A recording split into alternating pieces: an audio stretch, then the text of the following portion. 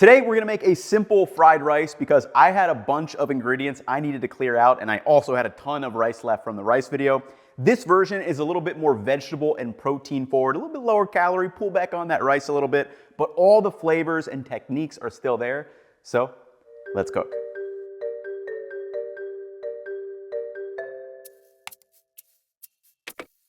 Okay, so I did cheat a little bit by just grabbing out the ingredients that I need, but I would recommend doing this at home if you are making fried rice. Like, kind of grab out everything you're gonna need, then do all of your prep work. So that's exactly what we're going to do right now. So I've got a carrot and an onion that I need to chop up first.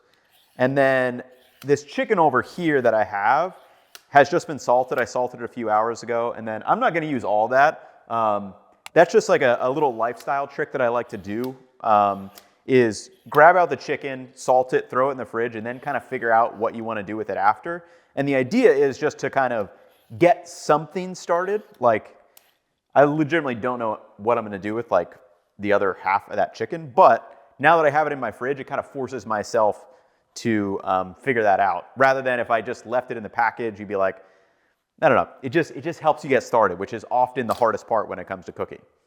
Okay, so we have our carrot, and then for the carrot and the onion, when it comes to cutting these and what size you want, I'm going to try to match it against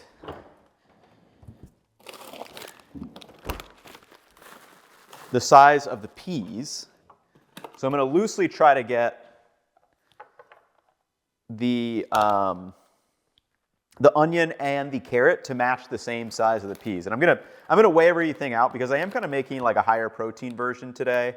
So kind of just curious like where the calories fall. So this is gonna be, we'll do 1 serving, 85 grams of peas.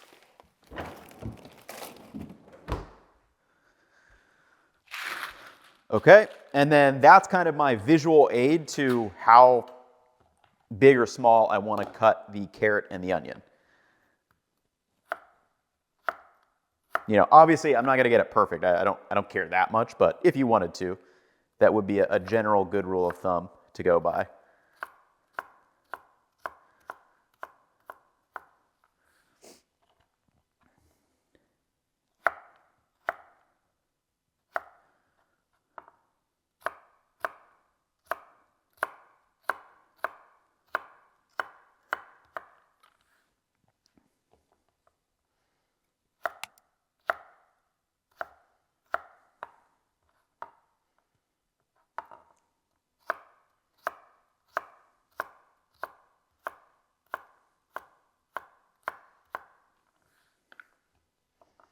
And then for volume wise, I'm probably going to do roughly equal parts of peas, onions, and carrots.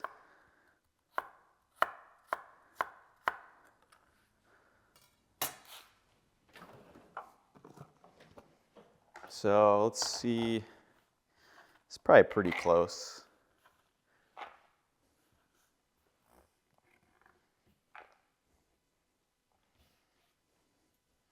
Yeah, that's like 60 grams. We'll do another little piece of carrot.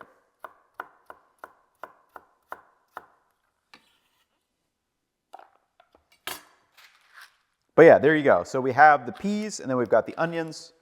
We're gonna do our exact same thing. Or sorry, we have the peas and the carrots. Now we're gonna do the exact same thing with the onion.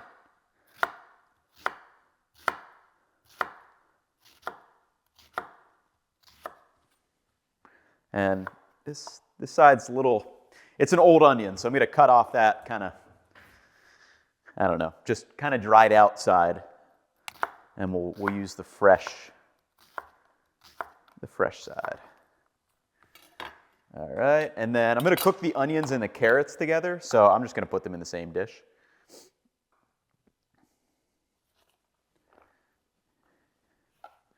There we go.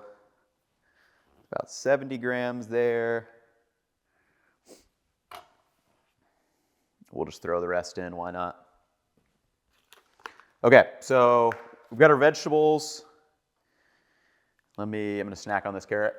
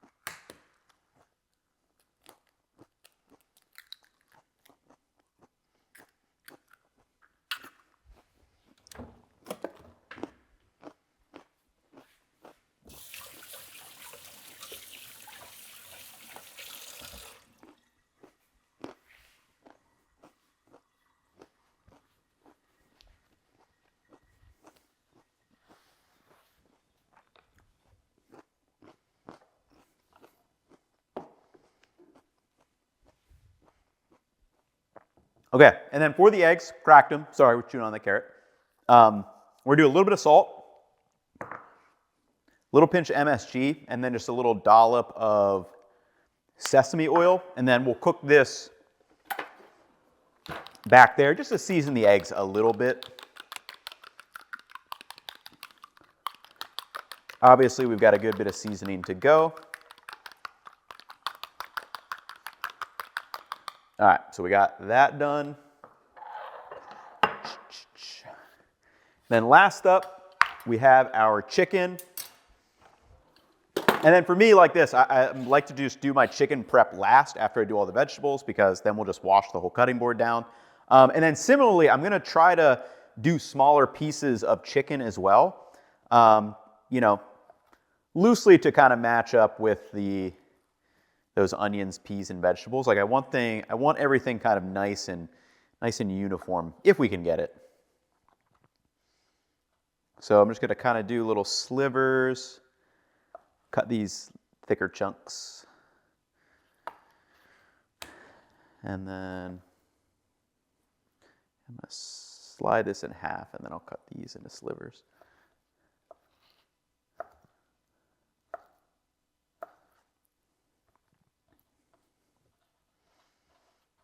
And then I'm just trying to gauge how much I want here. Like I'm looking at my rice, my vegetables, and the chicken. I think this might be enough chicken.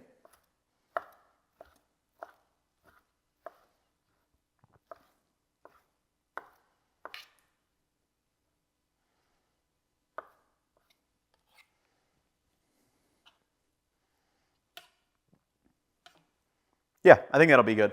Okay, so I'm gonna quickly clean up everything.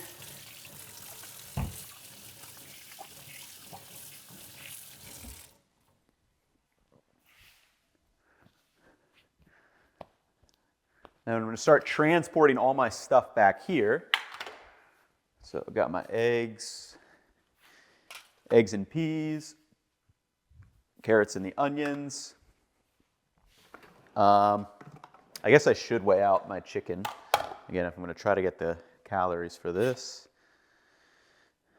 So that's gonna be 100, and it's gonna be like 120-ish, 150 grams of chicken. All right. So let me take a minute to wash this cutting board. Then I'm gonna slide you guys around here, and we'll do the fried rice on the back stove.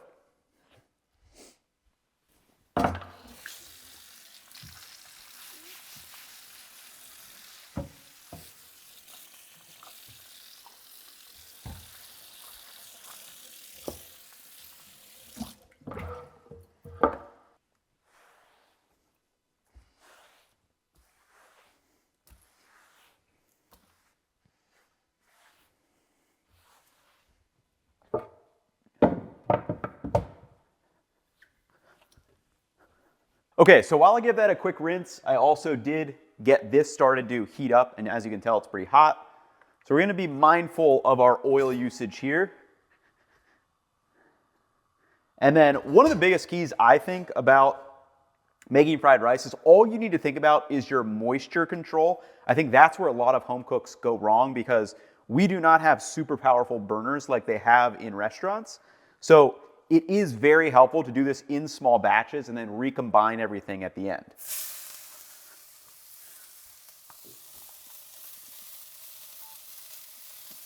Forgot to do that, but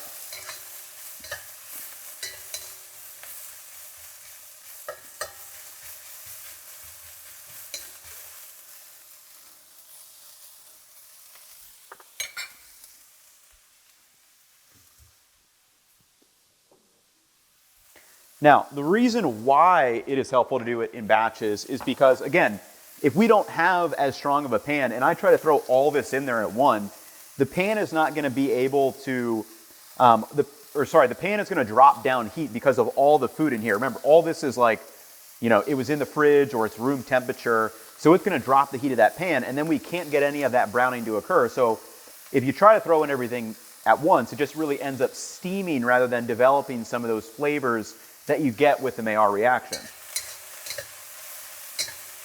And then another thing too is that as a home cook, you got to be a little bit more, just like let it kind of toast up on the bottom. Again, we don't have these like mega high BTU burners, so you know, I think we get the assumption that you need to be constantly like moving everything around, and it's like in a lot of cases in a home cook setting, you kind of want to let it sit for a little bit longer and then stir it around occasionally rather than all the time.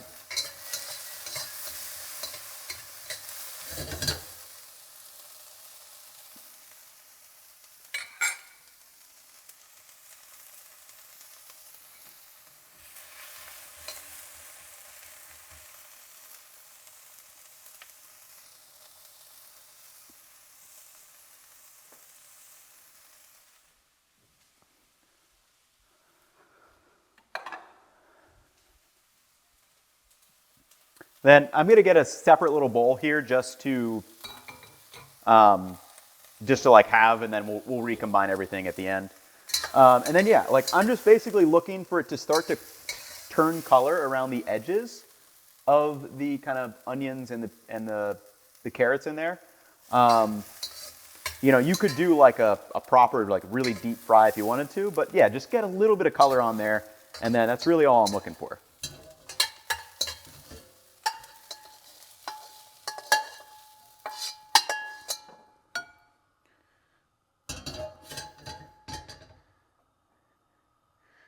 Maybe I should put this back here. Okay. So then next up, I'm gonna do another little drizzle oil, and then that's literally only like 5 grams. It's not that much.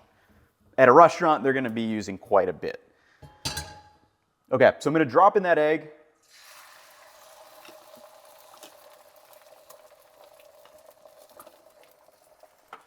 And then again, I'm gonna be patient with it for just a second. So I like to see that fully kind of bubble and set up on the bottom.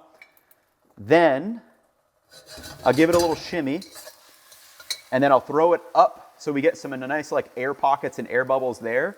And I'm just gonna do the same thing again. Air pockets and air bubbles. And then that's it. Don't need to go crazy with the egg. It's gonna get recooked in here. But that's like nice, light and fluffy. And then it'll further firm up once we recombine it back in here. Okay. So another little drizzle of oil. And then we're gonna come in with our chicken.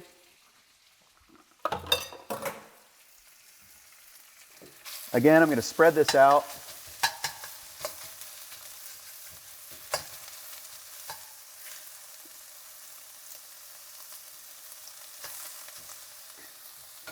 Just let all that sit for a second. And meanwhile, I'm actually gonna grab out my, so this is the soy sauce I'm gonna be using. This is actually from the soy sauce video, and it's a Japanese soy sauce, aged a little bit longer. Has a little bit of like a richer kind of aroma to it. Now again, any soy sauce is gonna work well. Like primarily the reason we add soy sauce is for the saltiness in there and kind of that fermentedness, but I do like this soy sauce, and then I've got so much soy sauce in the pantry, so I'm never gonna run out basically, but this is the one that I'm using. And then what I'm gonna do for this is just like give a baby drizzle and just kind of give some color to this chicken.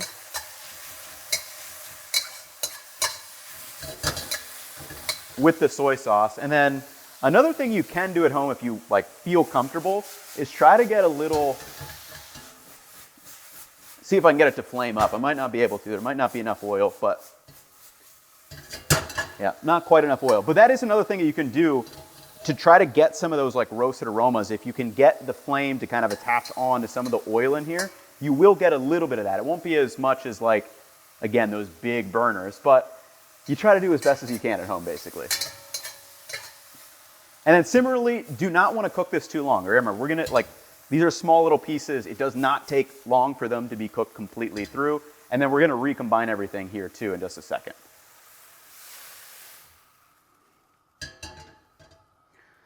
Okay, so you can see I've got the chicken, the egg, the onions and carrots. I don't know why I keep wanting to say peas. I mean, I have peas, obviously. But then last step is gonna be our rice. Now, I will say this is a weird choice for rice. I'm actually using a glutinous sticky rice because I had it left over from the rice deep dive video we just did. And in that video, I was just really enjoying this kind of chewier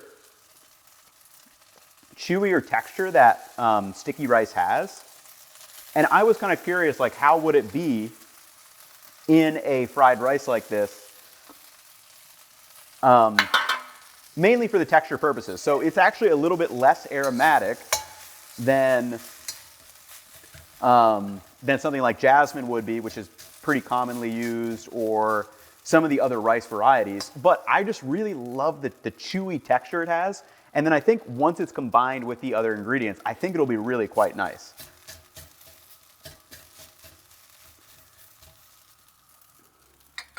And to season our rice, we're gonna go with a little bit of soy sauce for that color. We're also gonna add a little bit of salt and a pinch of MSG, about equal parts of both.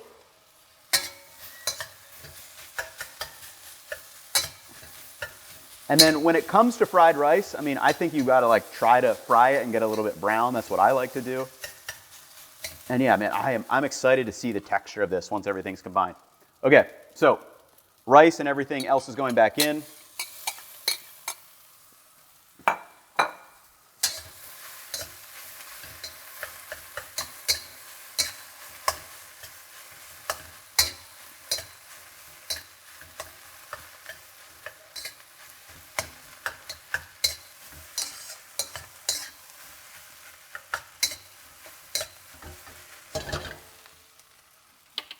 Then we're going to come in with our peas as well.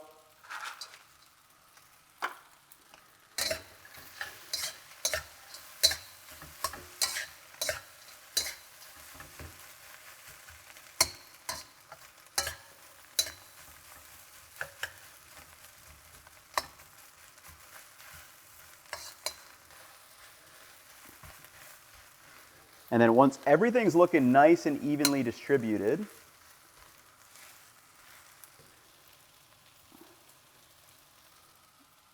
I'm going to let that sit and just kind of toast up on the bottom.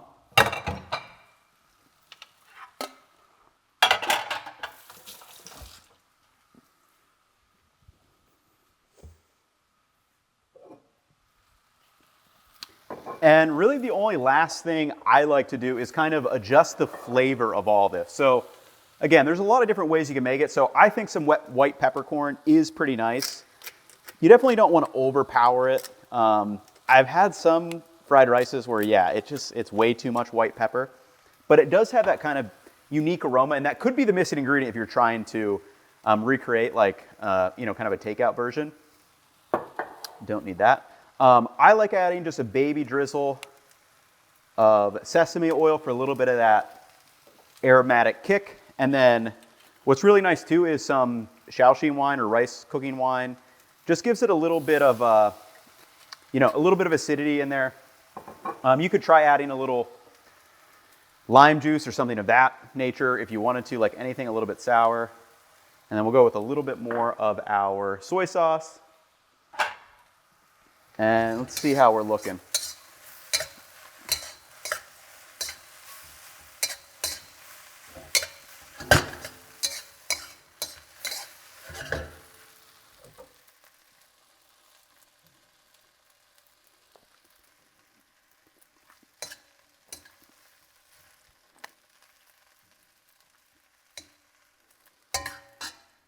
And try to get a little bigger piece here.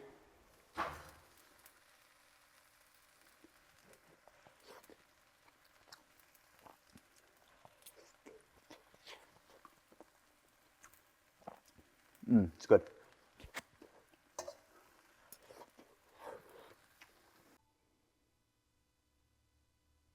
All right, last thing, again, not traditional at all, but I love a little touch of spiciness here, and it looks like my top camera overheated.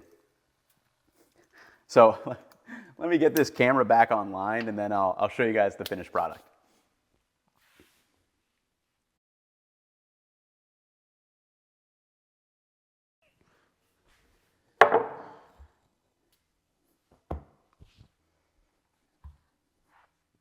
Okay, so we got that second camera back online. Hopefully you guys can see just, man, this stuff looks so pretty, so colorful with the carrots and the little pop of the chili flake and the peas and everything. I can't wait to get in this. I think we're gonna go for the little like mound it up in a bowl and then turn it over type of thing.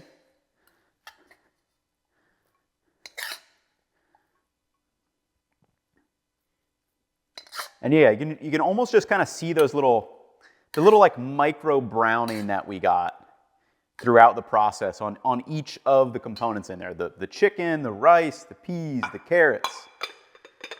I need to press this down, I think, a little bit. And then yeah, man, the texture of that glutinous rice. I wouldn't say I like the glutinous rice better than jasmine, which is what I typically use, but it is a nice mix up. I would put it that way.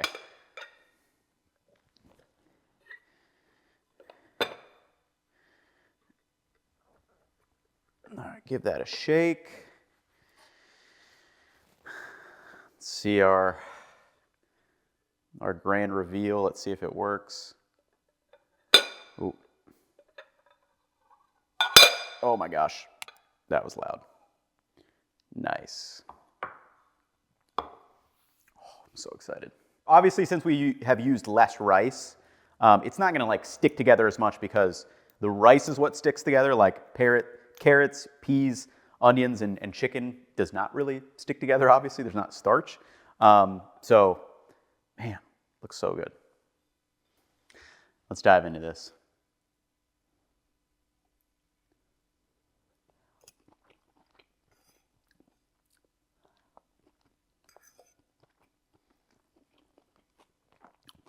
Man, fried rice just always hits the spot. Like a more vegetable and protein forward version, but all the flavors are still there. Very satisfying.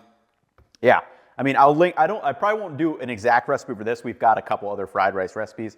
I'll link those down below if you want to follow them, depending on what you are in the mood for. Maybe a lower calorie one, maybe more of a takeout style option. But yeah, fried rice, just, yeah, everybody needs a good fried rice every once in a while. So that's gonna wrap it up for me in this one. I will catch you all in the next one. Peace, y'all.